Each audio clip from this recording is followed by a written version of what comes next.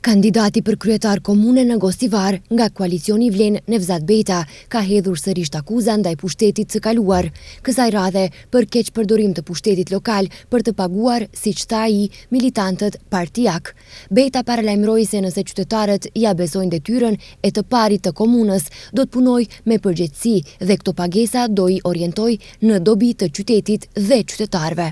I kam paguar militantët partijak edhe një grup që rrinë rreth tyre parat e buxhetit duke ndejtur në shtëpi ose duke shëtitur gjithë ditën në territorin e Maqedonisë dhe jashtë saj, pa me bërë asnjë punë nëpërmjet agjencionit për punësimet e përkohshme.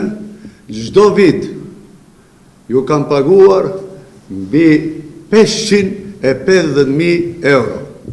Do me thënë, me miliona euro kanë shkuar për militantët partijak, ata të bëjmë propagandë për Aleancën Shqiptare, propagandë për Karavarin dhe vazhdojnë me propagandën për Valbon Limanin.